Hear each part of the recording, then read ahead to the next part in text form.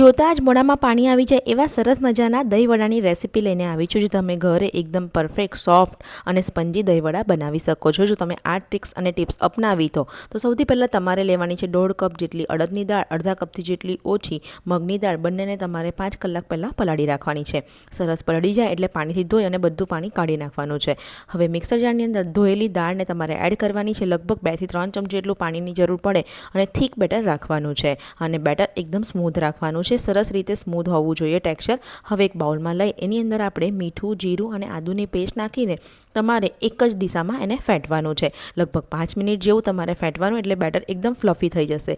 હવે આ રીતે પાણીમાં નાખી અને બોલ્સને એડ કરી અને ચેક કરવાનું તમારો બોલ્સ એકદમ તળે છે તો સમજી લેવું તમારું બેટર એકદમ પરફેક્ટ છે. હવે તેલમાં વડાને તળી લો. સરસ વડા તળાઈ જાય એટલે હલકા ગરમ પાણીની અંદર હિંગ અને મીઠું નાખી અને દહીં વડાના જે વડા છે એને એડ કરી અડધો કલાક જેવું રહેવા દો. હવે દહીંની અંદર ખાંડ નાખીને સરસ એકદમ સ્મૂથ ટેક્સચર આવે ત્યાં સુધીને ફેંટી લો એટલે આપણું દહીં તૈયાર છે. હવે સંચળ, મીઠું, ચાટ મસાલો અને જીરું પાવડર નાખીને મિક્સ કરી અને ચાટ મસાલો તૈયાર કરી લો.